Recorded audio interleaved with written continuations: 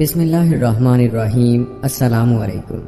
ملکہ سبا وہ واحد ملکہ ہے جس کا ذکر قرآن مجید میں آیا ہے۔ یہودیت اور مسیحیت کی مقدس کتب میں بھی ان کا تذکرہ آیا ہے۔ ملکہ سبا جن کا نام بلقیس بتایا جاتا ہے، شروع میں سورج کی پوجا کرتی تھی، لیکن حضرت سلیمان علیہ السلام سے آشنائی کے بعد ان پر ایمان لے آئی۔ حضرت سلیمان علیہ السلام کا قوم سبا اور ان کی ملکہ کے بارے میں باخبر ہونا، ان کے تخت سلطنت کو پلک جھپکنے سے پہلے اپنے پاس لانا اور ملکہ بلقیس کا حضرت سلیمان علیہ السلام کے پاس حاضر ہونے کی داستان ان قرآنی داستانوں میں سے ہے جو مسلمانوں کے یہاں مشہور ہے۔ ملکہ سبا کا نام بلقیس ہے۔ یہ بلقیس بنت ہدہد بن شراحیل سام بن نوح کی نسل سے ہے۔ بعض کتابوں میں ان کے والدین میں سے ایک کو جنات میں سے قرار دیتے ہیں، البتہ اس نظریے کے مخالفین بھی موجود ہیں۔ ملکہ بلقیس قبیلہ حمیر سے تھی اور یمن پر ایک مقتدر حکومت کی مالکہ تھی جس نے یمن پر 9 سال حکومت کی۔ انہیں عقل مند ترین خواتین میں شمار کیا گیا ہے۔ قرآن مجید میں حضرت سلیمان علیہ السلام اور ملکہ بلقیس کی داستان نقل ہوئی ہے۔ حضرت سلیمان علیہ السلام کو ہدہد کے ذریعے ایک ایسی سرزمین کے بارے میں اطلاع دی جاتی ہے جس پر ایک خاتون حکومت کیا کرتی ہے جو فراوان نعمتوں سے مالا مال ہے، لیکن سورج کی پوجا کیا کرتی ہے۔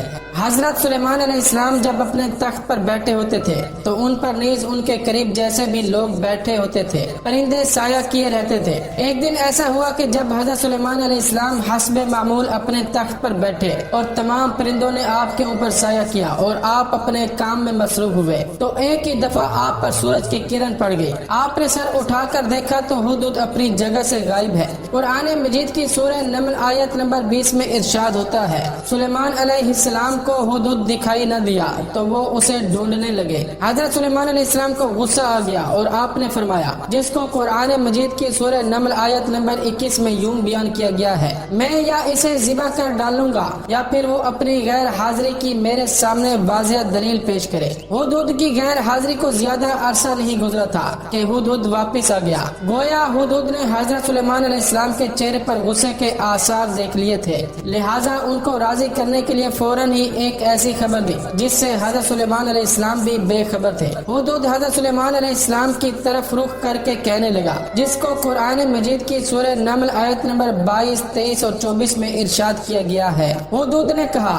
میں سرزمین سبا میں چلا گیا تھا، میں نے دیکھا کہ ایک عورت وہاں کے لوگوں پر حکومت کر رہی ہے، اس کے قبضے میں سب کچھ ہے، خاص طور پر اس کا ایک بہت بڑا تخت بھی ہے۔ جو عجیب و غریب اور تکلیف دہ چیز میں نے وہاں دیکھی ہے وہ یہ کہ میں نے دیکھا کہ وہ عورت اور اس کی قوم خدا کو چھوڑ کر سورج کے سامنے سجدہ کرتے ہیں۔ شیطان نے ان کی نگاہوں میں ان کے اعمال قبیحہ کو زینت دے رکھا ہے اور انہیں رائے حق سے روک رکھا ہے۔ غرض یہ کہ ہدہد کے یہ کہنے پر کہ میں ملکہ سبا اور اس کے تخت کی خبر لایا ہوں، حضرت سلیمان علیہ السلام نے فرمایا، جس کو قرآن مجید کی سورہ نمل آیت نمبر 27 اور 28 میں ارشاد کیا گیا ہے، ہم اس بارے میں تحقیق کریں گے اور دیکھیں گے کہ کیا تو نے سچ کہا ہے یا جھوٹوں میں سے ہے۔ سن، میں ایک خط لکھ کر تجھے دیتا ہوں، تو اسے لے جا کر ان کے پاس ڈال دے اور ان کی نگاہوں سے چھپ کر دیکھ کہ وہ لوگ اس خط کے بارے میں باہمی کیا گفتگو کرتے ہیں۔ ہدہد وہ خط لے کر اڑا اور شہر سبا پہنچ گیا۔ وہاں پہنچ کر اس نے موقع تلاش کیا اور حضرت سلیمان علیہ السلام کے خط کو اس کے دستے خاص میں پہنچا دیا۔ ایک روایت میں ہے کہ ملکہ سبا اپنے تخت پر بیٹھی ہوئی تھی، ہدہد نے اس کی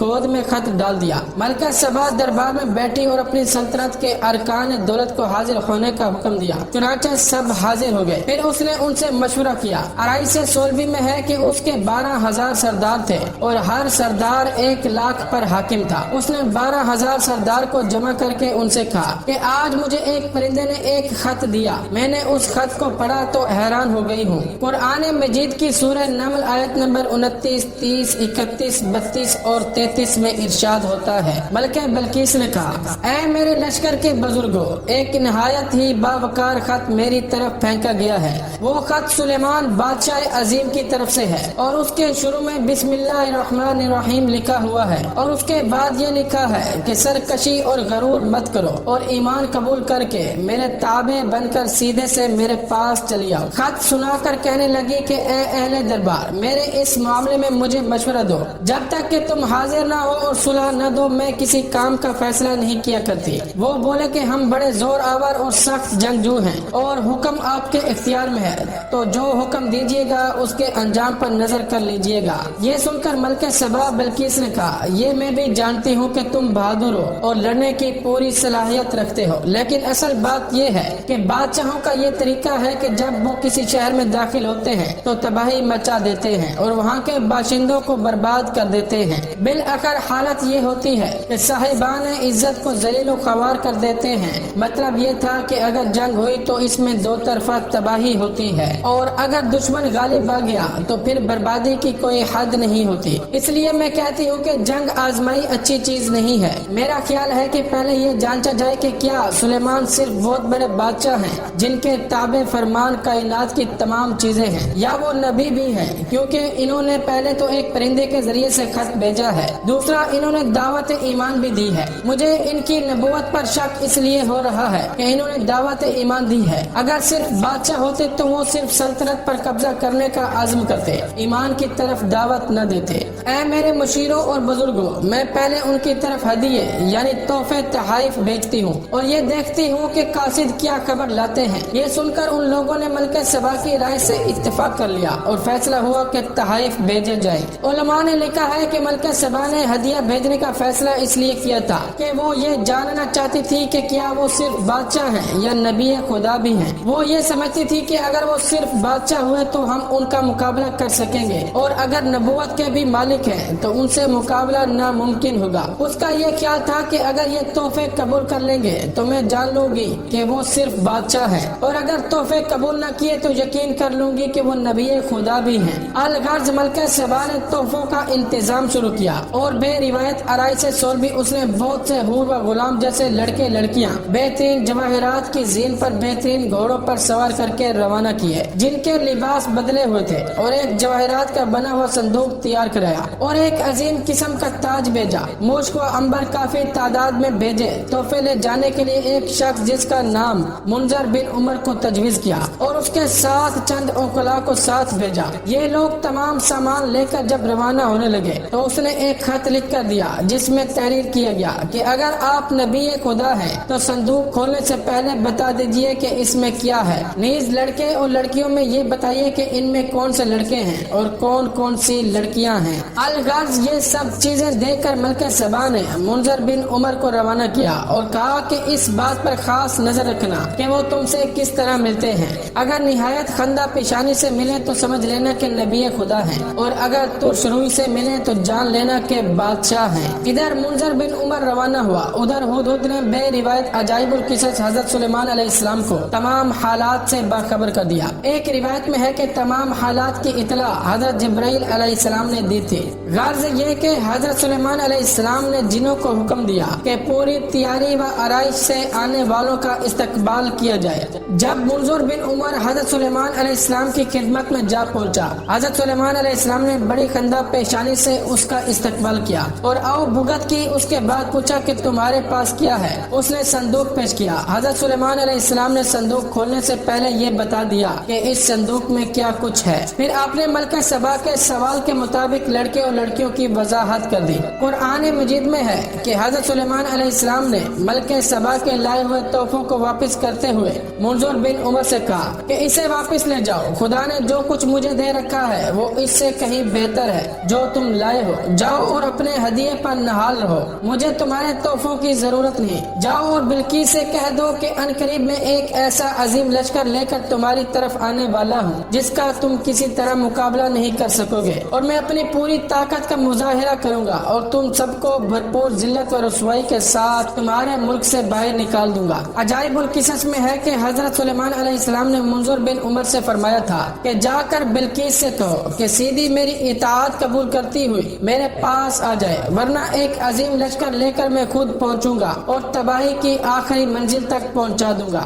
منظور بن عمر وغیرہ حضرت سلیمان علیہ السلام کا جواب لے کر ملکہ سبا کے پاس واپس آئے اور وہاں اس کے تمام حالات سے آگاہ کر کے کہا کہ میری ملکہ، آپ یقین کریں کہ حضرت سلیمان علیہ السلام کا جاہ و حشم ایسا ہے جیسا دنیا میں کسی کو نصیب نہیں۔ نہ آپ ان کی شان و شوکت کا مقابلہ کر سکتی ہیں اور نہ آپ ان کی فوج کا مقابلہ کر سکتی ہیں۔ بہتر یہی ہے کہ ان کی اطاعت قبول کر لی جائے اور جو وہ کہتے ہیں اس پر عمل کیا جائے، ورنہ تباہی اور بربادی کے سوا کچھ حاصل نہ ہوگا۔ یہ سننے کے بعد ملکہ سبا نے یقین کر لیا کہ وہ دنیاوی بادشاہ نہیں بلکہ نبی خدا ہیں، اور یہی کچھ تحفوں کی واپسی سے بھی اندازہ لگا لیا تھا۔ بالآخر اس نے بے روایت روضۃ الصفا ایک نہایت ہوشیار آدمی سے حضرت سلیمان علیہ السلام کی خدمت میں پیغام اطاعت بھیجا اور کہا کہ میں نے آپ کا حکم مان لیا ہے اور میں آپ کے حکم کے مطابق عنقریب حاضر خدمت ہوں گی۔ ملکہ سبا نے حضرت سلیمان علیہ السلام کی خدمت میں پیغام حاضری دینے کے بعد اپنی روانگی کا بندوبست کیا اور اچھی طرح سوچ سمجھ کر جلد سے جلد ان کی خدمت میں پہنچ جانے کا فیصلہ کر لیا۔ ملکہ سبا نے اطاعت حضرت سلیمان علیہ السلام قبول کرنے کے عزم محکم کے بعد اپنے سارے اعیان لشکر کے ساتھ روانگی کا فیصلہ کیا۔ بے روایت روضۃ الصفا روانہ ہونے سے پہلے اپنے عظیم الشان تخت کو 7 لوہے کے کمروں میں بند کر کے اس پر زبردست پہرا لگا دیا اور فولادی دروازوں پر مضبوط و مستحکم تالے لگا کر کنجی اپنے پاس رکھ لی اور پورے جاؤ حشم کے ساتھ روانہ ہو گئی۔ عجائب القصص میں ہے کہ ملکہ سبا کے ہمراہ 12,000 سرداران لشکر تھے۔